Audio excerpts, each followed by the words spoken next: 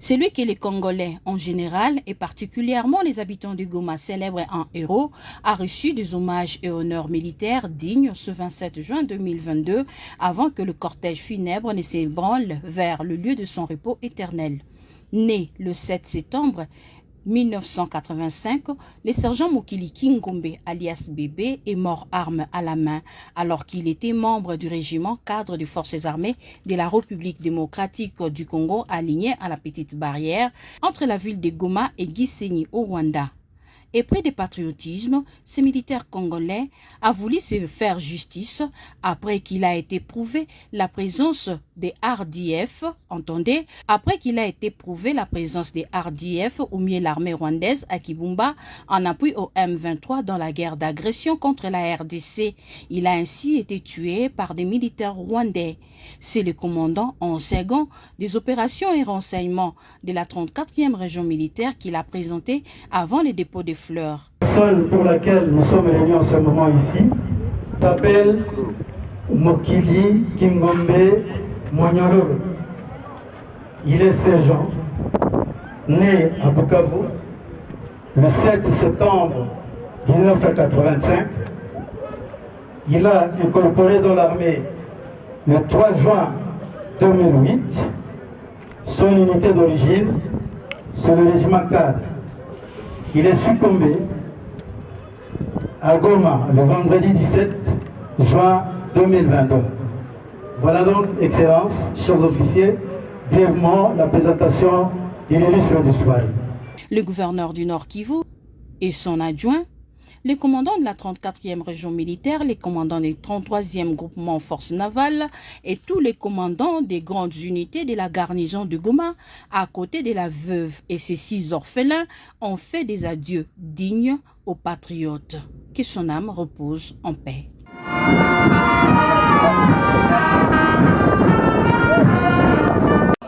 Je vous remercie très sincèrement et du fond du cœur pour votre soutien, le soutien indéfectible de toute la population du Nord Kivu, au FARDC et à la police nationale congolaise, leurs uniques forces de défense et de sécurité. Vous n'avez pas deux polices, vous n'avez pas deux armées, vous n'avez que celle-ci. Et l'armée et la police vous disent que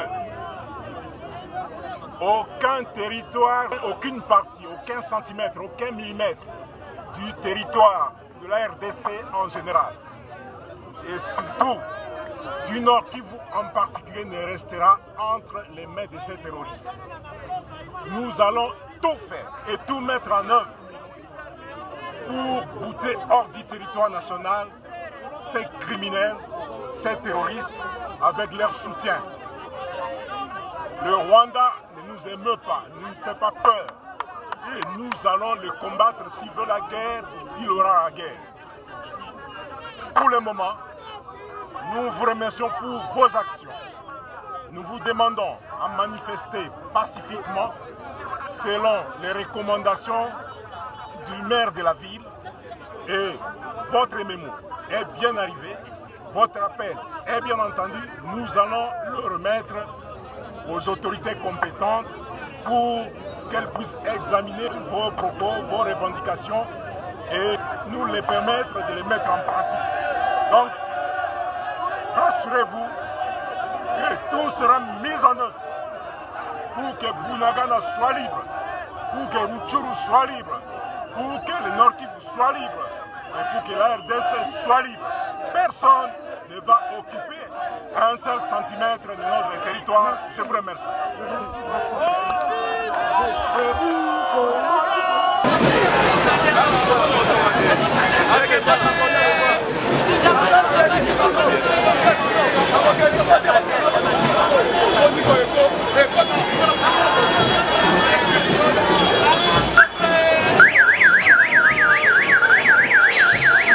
Boye nangai ezali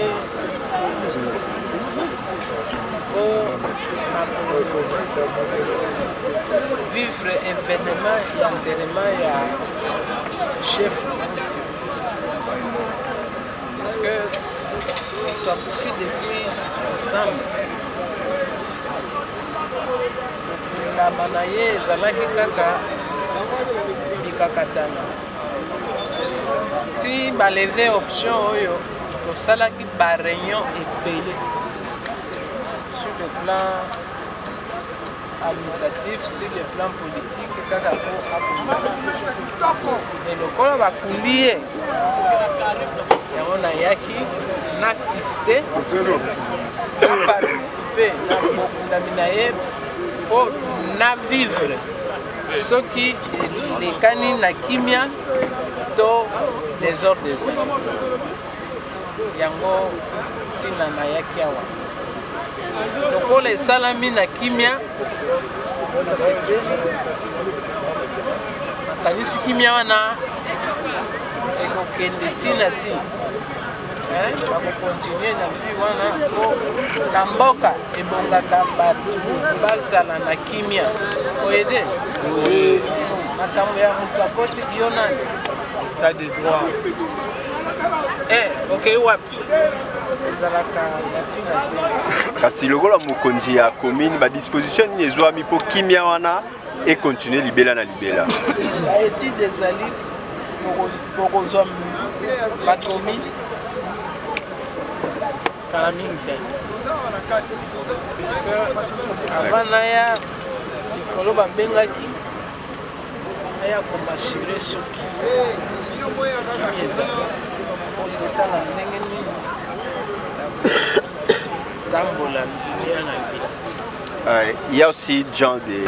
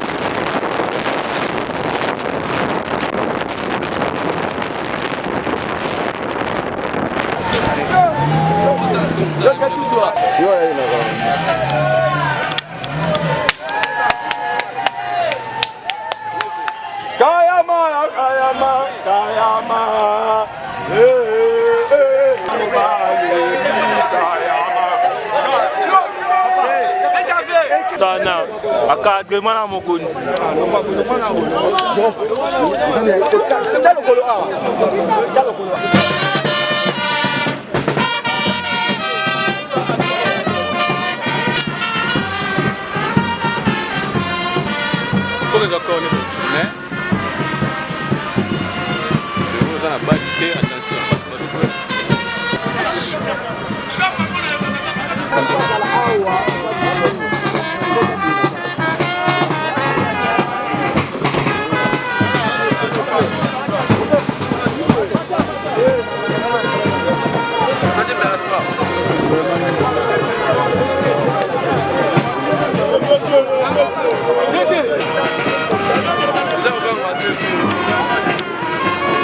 Thank you.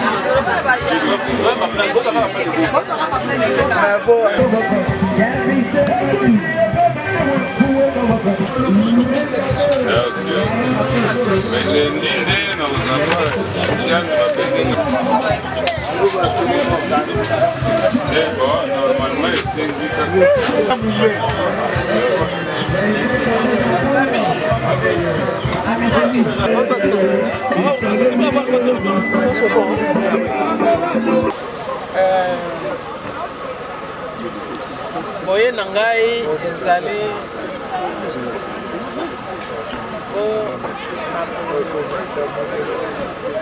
vivre événement et enterrement ya chef parce que tu as profité depuis ensemble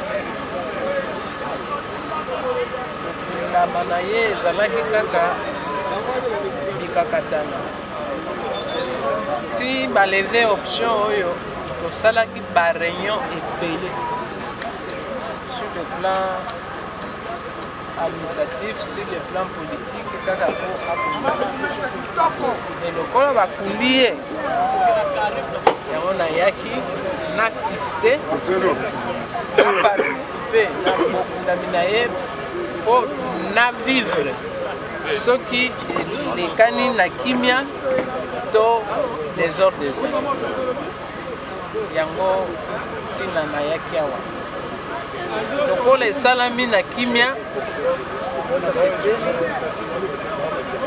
nakanisi kimia wana ekokende ntina ti bakokontinue na vi wana po na mboka ebongaka bato bazala na kimia oyede makambo ya moto akoti yo nani tas de droit okei wapi ezalaka natina te kasi lokola mokonzi ya commune badisposition nini ezwami mpo kimia wana ekontinue libela na libela baétude ezali bokozwa bakomi kala mingi te puisque avant naya likolo bambengaki naya komasure soki kimi ezali ototala ndenge nini tambola libela na libela. Il y a aussi genre de... Dans le cadre de vérifier et vivre réellement ce qui se passe ici. M'assurer s'il y a calme. Je suis arrivé, je me suis assuré que le calme règne.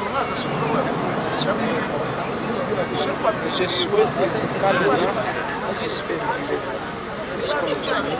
Il va la vie de tout le monde, même de la commune. Parce que quand une partie de la commune est en tourmente, le bourgmestre et tous ceux qui l'entourent ne sont pas calmes, ne sont pas tranquilles. Voilà. Merci beaucoup.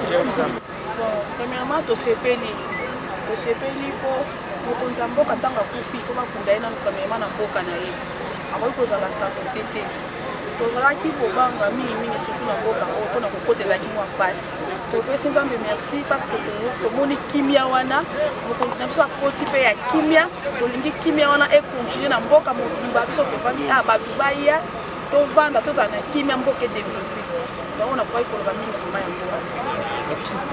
Bon, message oyo naza nango eza kaka na remercier président de la République Fachi Beton, nazo remercier VPM, ministre de l'Intérieur qui a fait coutumier,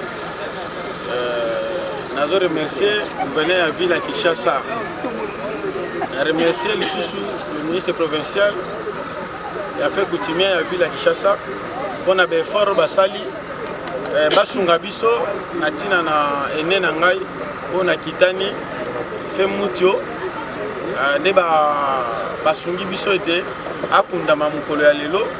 Alors eza lolenge na ngai nalobaki chaque fois ke nalingi mingi kimia, nalobaki chaque fois ke na bingibingi fo kimia rien bato nyonso bakolinga te kimia ezala na kati ya bingibingi biso tokozala baennemi na bango po mboka elukaka kimia. Tolingi mobulu te na kati ya pleine capitale, na kati ya mboka bamilice. Alors toboyaki oyebi ene na nga aumeli mingi na morke 7 mois, ndeko mwana tombokaki aboyi bakunila mabele bakoko na ye ntango nga na ye lokola nalingaka kimia. C'est pour cela na kimia nyonso tosolaki na libota topermete te tokunda ene na biso na kimia nyonso. Alors na remercie nzambe mpe bakoko na ngai na mboka bingibingi lokola mpe basungi biso kouta na morke ti kokoma na mboka ti tosali enterrement kimia bitumba te moto azoki te. Alors nde lolenge tolingi bingibingi ezala tomete kaka ngarde na badongola miso bazolinga ntango nyonso kopolitize bingibingi mpona kotia badesordre na bingibingi kimia ezongi. Toza elongo na libota bino mo bomoni tokundi ebembe na kimia nyonso.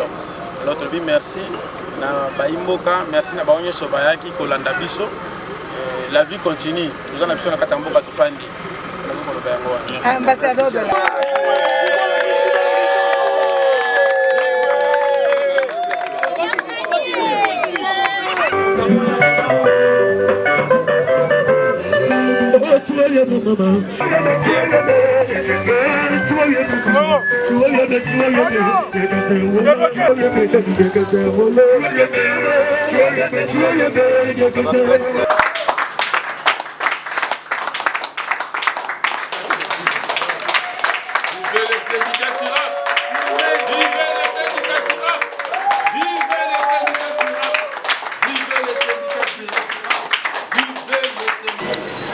Les syndicats SIRAP étant autonomes avec ses objectifs, participation, négociation, développement et collaboration. Il n'est pas seulement les syndicats des revendications. Il vient de participer aujourd'hui avec une marche pacifique pour soutenir les FRDC et il va lire ces jours les mémorandums.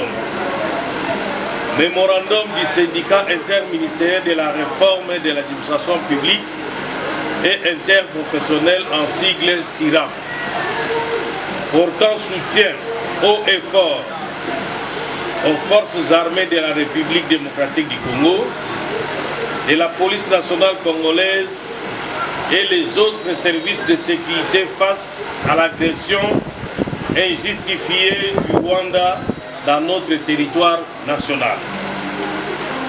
Nous, syndicats interministériels de la réforme de l'administration publique et interprofessionnelle, représentant les agents publics de l'État, travailleurs des différentes entreprises publiques et privées, enseignants, ONG, coopératives, associations, vendeurs de différents marchés municipaux, urbains de la République démocratique du Congo. Partenaires attitrés du gouvernement congolais et deuxième force syndicale à l'intersyndicale nationale de l'administration publique, en sigle INAP, élu au suffrage lors des élections sociales de 2013 organisées par la fonction publique de la République démocratique du Congo.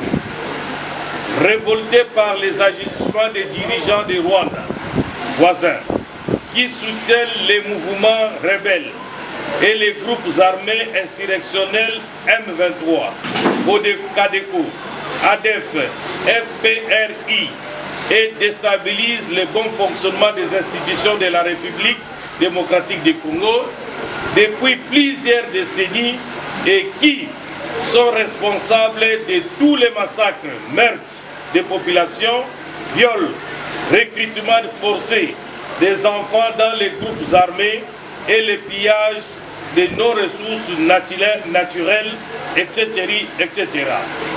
Compte tenu des habits physiques et psychologiques du M23 et ses alliés, soutenus militairement par les Rwandais et foulant aux pieds toute considération humaine de la population de l'Est en particulier et de la RDC en général, par des pratiques de torture, de vols, de viols et de vols, des massacres, crachant avec mépris sur le panafricanisme en faisant fi de notre histoire commune de l'espace Congo, Belge, Rwanda et Urundi, en visant que les prédations des minéraux, or, diamants, coltan, ainsi que la prise par n'importe quel moyen d'une partie du territoire congolais,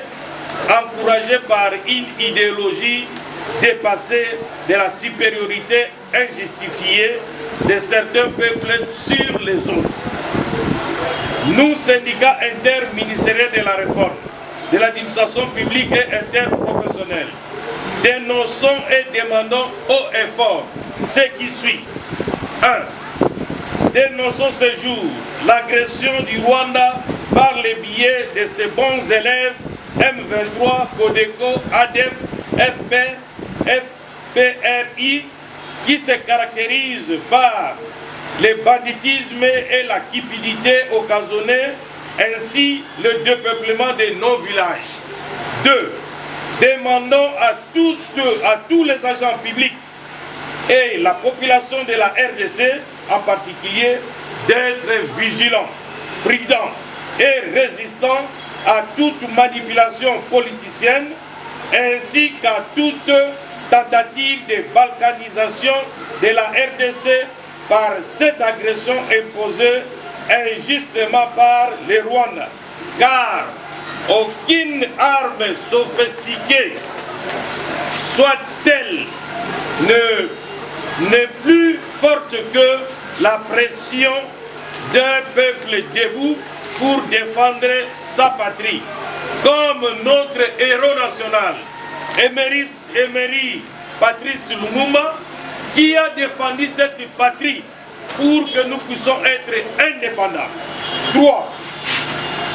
Demandons aux institutions de la République démocratique du Congo, les présidents de la République, les parlements, les gouvernements, les cours et tribunaux, chacune à ce qui les concerne, de faire pression à la communauté internationale pour la levée de l'embargo sur l'acquisition des armes de guerre de nouvelles technologies, afin de permettre à nos vaillants militaires d'être capables de bouter dehors du territoire national ces agresseurs. Quant à la diaspora congolaise éparpillée dans tout le monde, de peser de tout son poids par des marches pacifiques et de lobbying afin d'empêcher tous les pays qui appuient les Rwandais, car ce sont leurs filles, fils, garçons, sœurs, frères, mères et pères qui en pâtissent. 5. Exigeons à la communauté internationale, aux dirigeants des multiples nationale et les concours de tous les travailleurs du monde entier de peser sur la levée sans préavis, sans condition de l'embargo qu'ils ont imposé à notre pays sur l'achat des armes de guerre, car leurs collègues travailleurs congolais sont en train d'être attaqués par les Rwandais et ils ont laissé leur lieu du travail. 6. Voilà, cette agression aujourd'hui a pour conséquence une inimitié insupportable dans les cœurs des peuples de la RDC et du Rwanda qui pourtant hier étaient des frères. 7. Enfin, soutenons les chefs de l'État, garants de la nation, commandant suprême de nos forces armées et de la police nationale congolaise, premiers citoyens de la RDC, engagés dans cette guerre imposée injustement par les agresseurs rwandais et leurs valets M23. Eu égard de ce qui précède, les syndicats interministériels de la réforme de l'administration publique et interprofessionnelle demandent aux autorités politico-administratives, militaires, celles de la police nationale congolaise et aux autres services de sécurité de ne pas céder ne serait-ce qu'un centimètre du territoire national. Que vive le syndicat SIRAP, que vive le peuple congolais, que vive la République démocratique du Congo, que Dieu bénisse notre République démocratique du Congo. Nous vous remercions.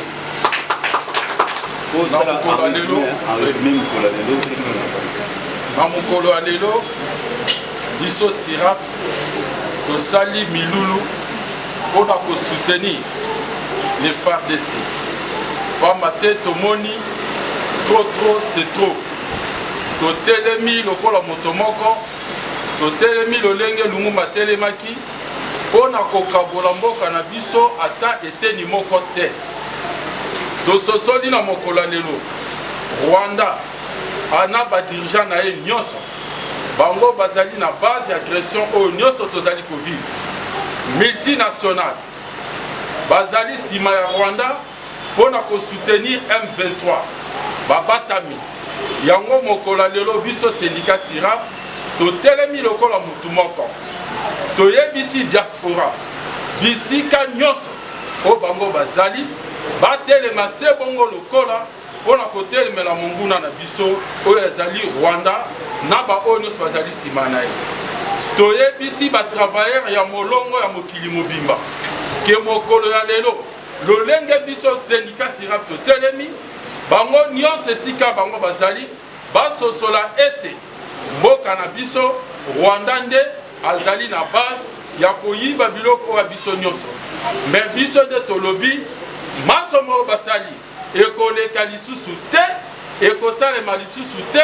Tosengi na FARDC, tosengi na bakonzi ya mboka, kobanda président de la République, parlement, sénat, cours et tribunaux, bango banso, moko esika ezali akoka kosede te. Tosengi na communauté internationale, bango nyonso basangisa baleve embargo na kati ya RD Congo po bapesa ba FARDC na biso ba armes nécessaires pour bouter dehors monguna oyo azali kotungisa biso na kombo ya Rwanda. Voilà maemanso tosali na kati ya syndicat SIRAP et puis administration publique esika nyonso fonctionnaire azali agent public de l'État ozali telema ozala prudent ozala vigilant na oyo nyonso Rwanda azali kosala biso nyonso sima FARDC pe mokonzi ya mboka. Voilà synthèse ya maemanso toyuti koleka na mokolo lelo. Je dis et je vous remercie.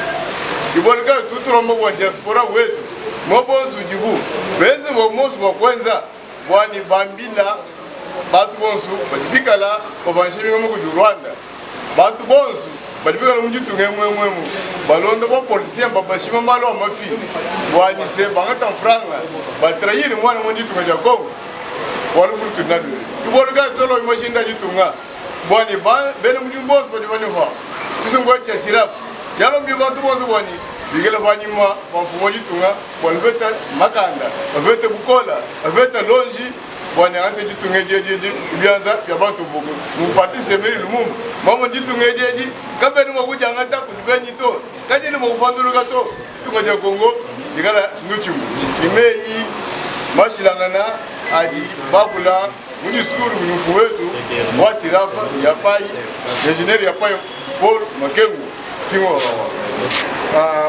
nous mettons en tant que membre ya syndicat SIRAP samuna kusonga bampangi ya RDC mpeba ya ikena banti ya njenja kusonga bonde syndicat SIRAP défenseur ya ba travailleurs nyonso betu metelema na colère samuna kusoutenir bampangi na betu ya FRDC mpe ba policier national congolais kutarisa nchi na nchi ya mtoto ya mvimba nde betu ke na KSV betu ke na colère sambu tu moi bantu ina ke na Rwanda que supporté par président Nabo Kagame qui ba force yankaka ya ke bumbana kana na nima ya Rwanda bome kota nansi na beto RDC kuiba kimvoma na beto kupie kufua kuvioler kusala makambo ya ntsoni ya beto ba congolais ke zolave bampangi na beto metinatina bo metina babwala na bo nyonso boke na mfinda samu na tumwa bantu ina yo ina jour ya kilumbu ya bubu SIRAP metelema samu na ku soutenir ba force na beto mpe ku vingila kukuma ya le reste ya nitu ya syndicaliste ya ntete nani hero na beto Lumumba beto meka tuka na kosala marche tina palais du peuple marche ya colère marche ya soutien ya kusimba bampangi na beto yina ke fois na est kuna ba militaire ku soutenir bo sana kusonga bonde nous sommes ensemble yo yina beto ke binga bampangi na ke na assemblée nationale na sénat bayina ke na mputu kuzabande betu ba défenseur SIRAP défenseur nous sommes disons la deuxième force ya syndicat depuis l'élection ya 2013 betu ke telema kusonga bampangi nyonso ba fonctionnaire bantu nyonso même bayina ke na mputu ce que je venais de dire bo telema ngolo sana ku soutenir ku telema côté ya mfumu ya Bwala premier citoyen ya Bwala yai ku soutenir donc betu vanda mutu mosi ku telema sambu nsi na betu RDC ku vanda ve sectionné ou bien même 1 kilomètre betu lungo usede yo ve na bantu ya mpamba ina il faut betu nyonso ku telema ku kwena na ntwala sana ku défendre pays ya ikimvoma na betu yo ke salisa ba pays ya nkaka et pourtant betu mosi betu ke na mpasi nous devons nous lever comme un seul homme sambo na ko soutenir yo ina betu syndicat dirigé par le président ingénieur Paul Yapai betu me pona jour ya bubu sana ku songa na ntwala ya monde entier que keti syndicat qui n'est pas là seulement sana ku revendiquer mais aussi sana ku défendre même notre pays comme l'a fait Lumumba yina bampangi yankaka kufuaka sana ntoto na beto. Voilà pourquoi nous sommes là et nous déclarons bampangi nyonso betelema na nima ya beto syndicat SIRAP sana ko continuer pour défendre pays na beto. Voilà pourquoi nous sommes là. Merci beaucoup. Africa cool. Et après cool. Africa cool. Après cool. Le quoi cool matopi. Cool. Et ça chaîne est bien. Et puis vous êtes très rapide. Et ça très rapide. Et ça chaîne moko bako ça a bien confiance. En tout cas, nazo senga na bato oyo nanu ba souscrire te bazwa. Donc, eza vraiment neti oyo balobaka ke boka lelo, lamba lelo, lia lelo. Vous voulez le Congo? Pour que le Congo devienne cool, pour suivre les cools analyses, alors revenez et abonnez-vous massivement. Bobozana Moana. Massivement. Africa Cool, c'est la destination de prédilection pour une communication optimale. Longo Dianabino Mama.